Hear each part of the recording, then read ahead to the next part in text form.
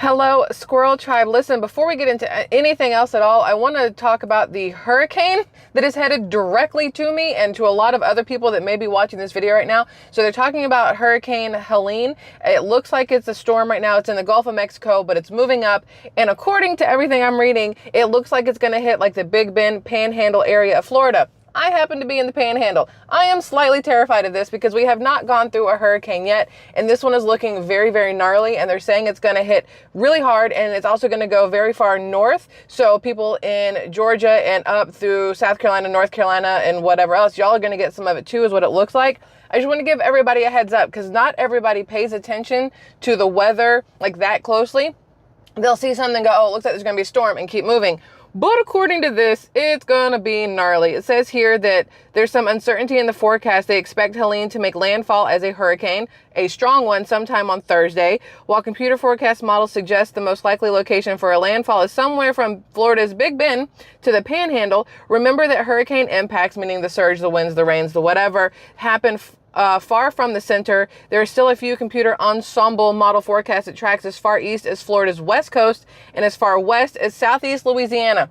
So just everyone along the northern Gulf Coast from Louisiana to Florida should continue to monitor the forecast for any possible changes ahead. And I just wanted to give everybody a heads up before we jump into anything else, because a hurricane is a huge deal.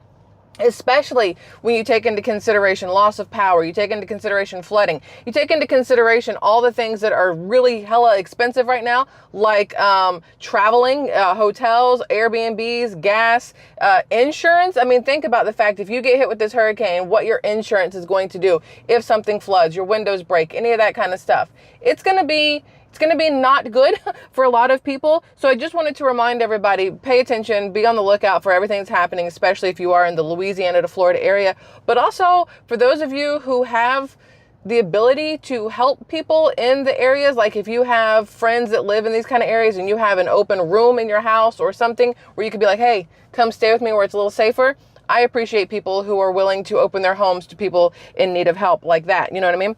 Okay, so let's jump into the good stuff today. And this is something I've been saying for ever, I think, how we have a Harris Walls campaign going on right now, who weirdly forget to mention everything that has happened during the last few years under the Democrat thumb, the Democrat rule, especially when it came to COVID and things like that, and how Biden and Harris working together destroyed our entire country and the lives of many, many Americans. Remember when you had to have a shot in order to work, go to a restaurant, go to a movie, you needed a card, right? There's this person here. I'm going to show you. This is what those little C19 cards look like.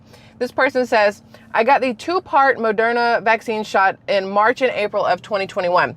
I did so because Joe Biden said if I got vaccinated, I could remove the mask his mandated forced me to wear. He also said I needed to have a vaccine ID card if I wanted to go to movies and restaurants. He also told private businesses that they could fire anyone who refused the vaccine. His federal public health emergency order negatively impacted American life until May of 2023, 16 months after Trump left office, which is the important part because everybody still wants to blame everything that's happened for the last 4 years on Donald Trump. All Donald Trump did in the beginning, he did mandate that, or not mandate, but he asked for that 2-week quarantine. That was him. Everything after that has been on the Biden administration. That 2-week quarantine pissed off a lot of people. I know. That was one of the reasons a lot of people were like, oh, I don't like Donald Trump. You know, I can't go to work for 2 weeks. I'm stuck inside. I can't do whatever else. Even I at the time was like, what are they doing outside for those 2 weeks where they don't want us to go outdoors? Like, I'm very, very curious what's happening right now. I was even that person, right? But looking back on everything, those 2 weeks was supposed to be in hopes of a way to stall everything that was going on, keep people safe, whatever else. Again, this is an unprecedented thing that we dealt with in 2020. Donald Trump had no idea what was going to happen, what was going on with it. It was new to everybody, right? Joe Biden and Kamala Harris, though, had a better idea once they took over office. And once they got in office, they made everything exponentially worse. So when Kamala and the other Democrats say Trump will be a dictator, just remember what rights and freedoms Joe Biden used COVID to steal from us. And I know who the real dictator is, which is Joe Biden. And here's what's funny. The the politicians and everybody else have said that Kamala Harris is far worse than Joe Biden when it comes to her far left-leaning policies, when it comes to the socialism that she wants to enact, even Marxism, all these things, that she is worse than Joe Biden. And yet here we are, everybody, not everybody, the smart ones here, everybody else pushing for Kamala Harris to be president, to, move this country forward as opposed to make it great again. Moving forward doesn't fix anything, just so we're all fully aware. Moving forward just means you went from here to there. It doesn't mean that anything got better from here to there. And if you've watched anything that Kamala Harris has said, she has no flipping clue on how to make anything better on that way forward from here to there, point A to point B. It's just a movement. There is nothing in there that says what she's going to do to make anything better. She's going to have an opportunity economy. Okay, cool. Break it down for me. What does that mean? Well, you see, I was raised in a middle-class family and blah, blah, blah, blah, blah. And I was born in Oakland, but I've spent most of my life in Canada. And then I came back here and screwed over black men and women while I was the attorney general, the DA, the whatever. There's nothing good about Kamala Harris. Here's what's also very interesting to me. Do y'all listen? I don't know if you've been part of this channel long, and if you have been, then you know about Lahaina, the fires in Lahaina in Hawaii, and the suspicious everything with that. And then, y'all, the fact that Joe Biden, acting president Joe Biden, decided that the best way to help the residents of Lahaina was to give the homeowners a one-time $700 payment per house, not per person in the home, but if you owned the home, he gave you $700 to help ease the pain of losing absolutely everything, because Lahaina was demolished. That fire ripped through and took numerous lives, ruined buildings, houses, everything, right? It missed the wealthy neighborhood, which is, we're not going to talk about how that happened, but, and all the celebrities' homes and things like that. So he said, I'm going to give each homeowner $700. That's the person who owns the home, not the person who's renting the home who lost everything, the person who's living there who lost everything, the employees who were taking care of places, the locals who lost everything, right? It doesn't help them. It helps the person who owned the home. What if a business owned it? What if you were renting from a business? So BlackRock got another $700 in their bank account. What happened to the people living there? They didn't get that $700, which I always thought was extremely shitty. Now, on top of that, I don't know if you guys remember, when Oprah Winfrey and Dwayne "The Rock" Johnson decided to make this small little PSA about how the American people needed to dig into their pocketbooks to help the people of Lahaina. They made this whole thing about they want people to donate, and each of them donated, I think it was $10 million, which is great. I'm not going to, say somebody did a bad thing when they donated money. That was great of them to donate that money to help the people of Lahaina. They did not have to. And I do want people to remember that. They did not have to help the people of Lahaina. But at the same time, Oprah Winfrey just donated $150 million to the Kamala Harris campaign. $10 million for people who lost everything due to a fire. $150 million to a woman who is batshit crazy, has no clue on anything, cackles like a freaking hyena on drugs, and can't put a sentence together to save her life that makes any sense, and wants to be president of the United States. Oprah Winfrey just gave her $150 million for her campaign. Now here's my question. The hell is she going to do with $150 million for her campaign? We vote November 5th. How is she going to spend $150 million between now and November 5th? Where does that money actually go? All this campaign money that is pulled in, where does it actually go? They're talking about how in July or August, whatever month, that Kamala Harris pulled in 4 times the amount, I think it was August, 4 times the amount of campaign donation money than Donald Trump. And that's because of good old Oprah Winfrey donating $150 million. Now, I do have to wonder if that was before they had their little sit-down interview where even Oprah Winfrey looked like, like, what is this woman? I have to assume it was before that, because afterwards, even Oprah had to have gone, ooh, no, this does not look good. This woman is stupid. But either way, $150 million to a presidential campaign, $10 million to people who lost everything and could actually use help. Priorities, right? Priorities. Me personally, if I had $150 million sitting around, you know where it would go? Not to a single fucking politician, not to Kamala, not even to Trump. It would go to the people who need help. It would go to the people who lost everything in Lahaina. It would go to people who lost everything in wildfires in California, people who lost everything during hurricanes. Like, it would go to people, wounded veterans, people who are homeless because of the Joe Biden administration destroying our economy for the last 4 years and people losing their jobs and their homes, the price of everything going through the roof, and people can't afford to live. That's where my money would go. But Oprah Winfrey, $150 million to Kamala Harris's campaign. I don't understand. Okay, personally, I don't understand. I think it's great, obviously. I guess this is completely hypocritical beyond all belief, but I think it's great when people donate to Donald Trump to help his campaign. Yes, go for it all day long. $150 million, cool, love it. To Kamala Harris, batshit crazy. Why are you wasting your money? You could be spending your money on so many better things. Why are you spending it on Kamala Harris? Again, hypocritical. Don't really care.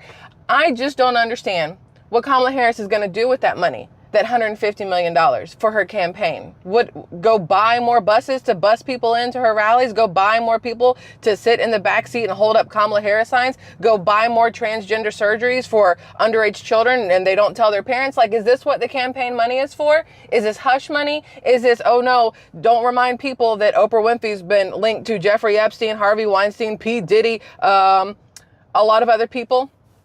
I'm just saying, speaking of P. Diddy, totally off topic, obviously, but for those of you who have been paying attention to what's going on, Puff Daddy, Sean Combs, if you will, is literally the Black Jeffrey Epstein, but in like a little different way. The Diddy parties, the freak-offs, how many celebrities right now that are going through and wiping their social media accounts clean?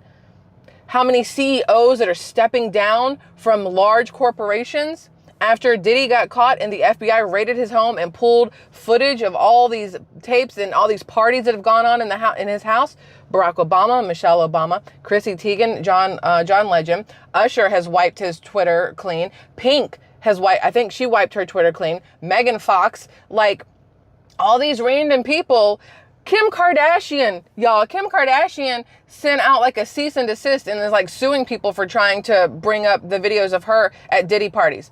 This says a lot to me. Like, we know that politicians in Hollywood are like this. They go hand in hand, ergo $150 million from Oprah to Kamala's pocket.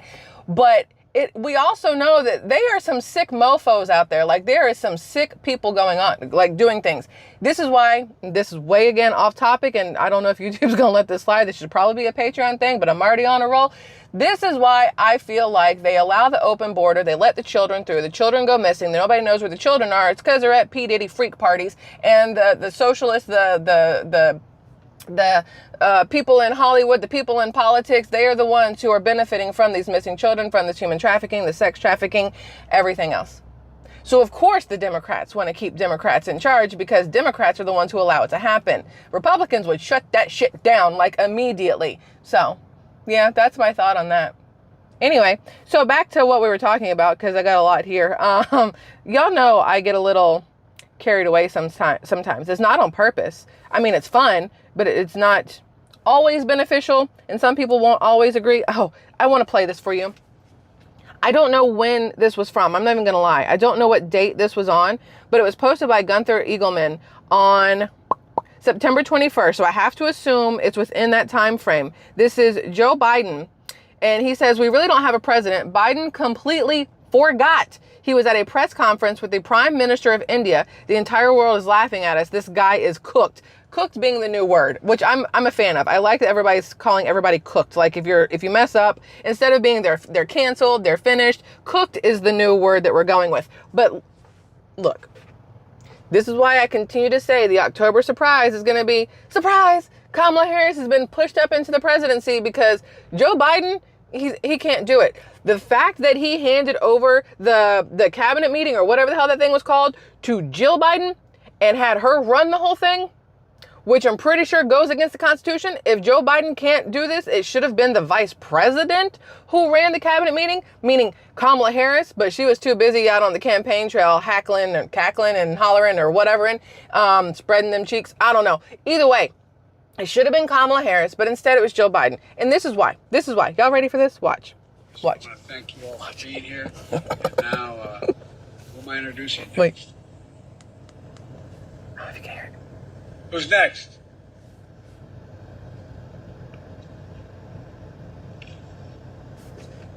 Distinguished guests, the Prime Minister of the Republic of India. He literally said, who am I introducing next? Who's next? And he didn't know, and so somebody else had to do it. Like, sir, I forget stuff all the time, but it's because I have too much going on in here. Joe Biden forgets stuff because he didn't have shit going on in here. There's a big difference between Joe Biden and myself. I just think that is crazy. It's crazy that our current sitting president is completely done for, cooked, if you will. Kamala Harris, the vice president, who should be doing vice presidential things, is instead spending all of her time and taxpayer money, side note, to jet around the country to campaign for herself, but not actually campaign, just have like little fun parties where people get free food and whatnot, because still nothing actually gets talked about. But what is crazy to me is you have, again, Oprah Winfrey donating $150 million to the Kamala Harris campaign.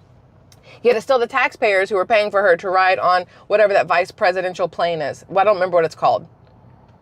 Or Air Force One Junior. I know that's not the name. I don't know what it's called, but either way, look, this is the thing. I think I showed you guys yesterday. There's that teleprompter between her and Oprah, that teleprompter in the background, and look at her cackling.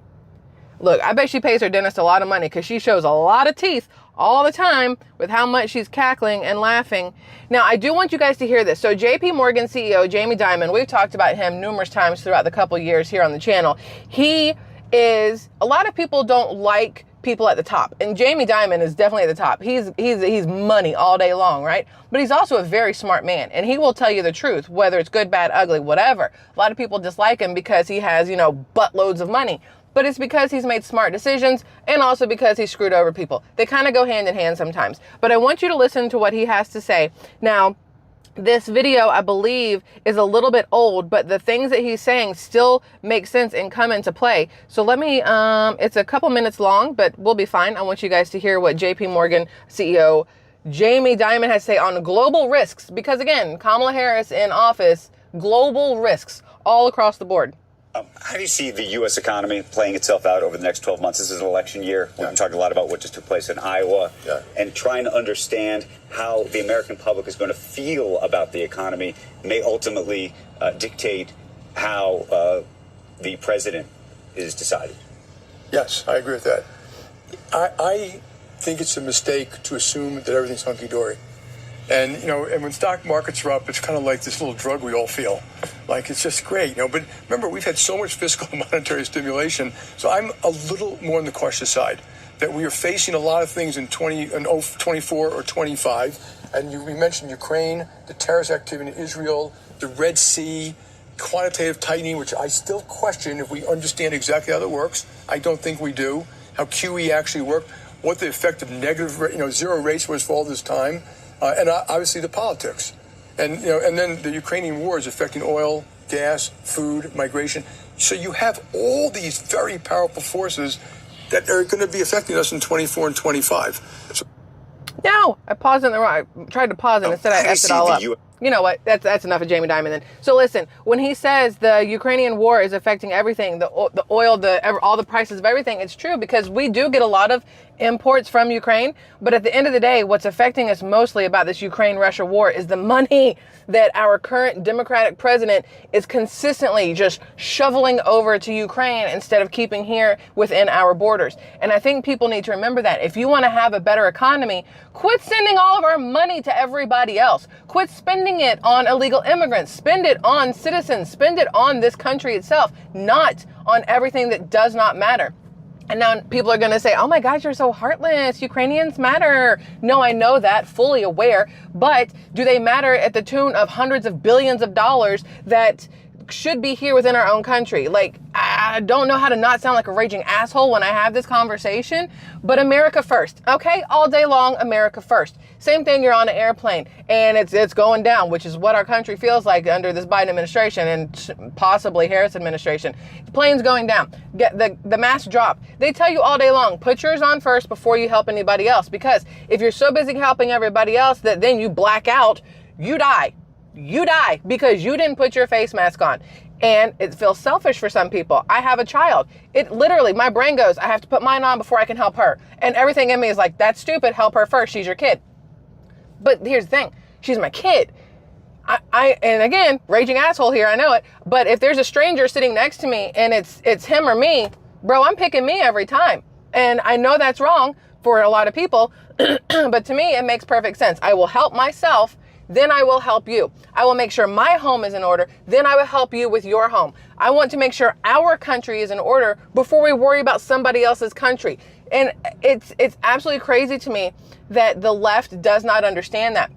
That the left does not understand that if you continue giving and giving and giving and giving and you're not receiving, guess what happens? You have nothing left to give, and everything that's over here is done. It's gone. It's finished because you've given everything away. We've given away our money to Ukraine. We've given away our resources to Ukraine. We've given away our military equipment to Ukraine. We've given away all of our money to illegal immigrants, our housing, our food, our everything else, when it could have gone to the homeless woman and child sitting on the street because, they didn't want to get the Joe Biden mandated jab, and so she lost her job and now they can't live. Like, I would much rather help them than help the people who crossed our border illegally and therefore are criminals, and help the people in another country who are fighting a war that they, between themselves, Ukraine and Russia, should sit down at a table, sack up, and figure out how to stop it. It's not on us to figure out how to stop their problems. We don't always have to be the freaking mediators. And technically, we're not the mediators if we're helping one side.